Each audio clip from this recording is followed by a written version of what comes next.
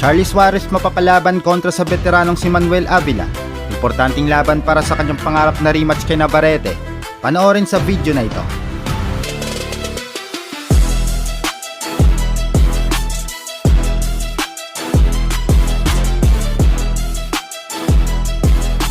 Ang paghaharap ni na Charlie Kings Warrior Suarez at Manuel Tino Avila na nakatakda sa July 11, 2026 sa San Francisco, California ay isang krusyal na tune-up fight para sa pambato ng Pilipinas. Narito ang fighter comparison ng dalawang boksingero. Si Charlie Suarez ay may boxing record na 18 wins at 0 loss, habang si Manuel Avila ay mayroong 26 wins, 2 losses at 1 draw.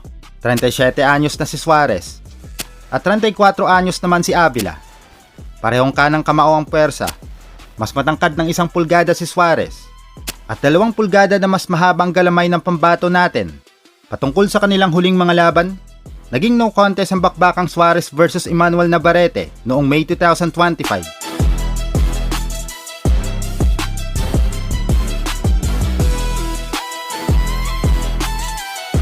Habang nanalo via split decision si Avila kontra Ruben Hernandez noong May 1, 2026.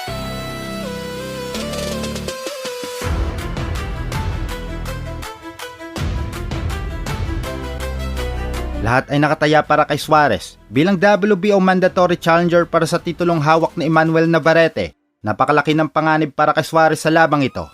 Kapag siya ay natalo kay Avila, mawawala ang kanyang status bilang mandatory challenger at ang pangarap niyang muling makaharap si Navarrete para sa world title.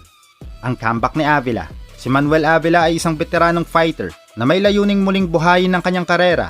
Bagamat itinuturing na underdog, ang kanyang karanasan at kamakailang panalo noong Mayo 1 ay nagpapakitang hindi dapat baliwalain ang fighter na ito. Bentaha sa haba ng galamay at teknik sa laban, may malaking bentahe si Suarez sa reach na maaari niyang gamitin upang kontrolin ang distansya gamit ang kanyang epektibong jab at talino sa lona. Kilala si Suarez sa kanyang pagiging smart offensive fighter na magaling gumamit ng mga kombinasyon at pag-atake sa katawan. Matapos ang kontrobersyal na no contest laban kay Navarrete, kung saan orihinal siyang natalo dahil sa maling tawag ng referee sa isang sugat, gutom si Suarez na patunayan na karapat-dapat siya sa tuktok ng dibisyon. Abangan natin ang tapatan na yan. Gaganapin ang laban sa Civic Center Plaza, San Francisco bilang bahagi ng isang malaking outdoor event na lalong makahikayat ng maraming boxing fans.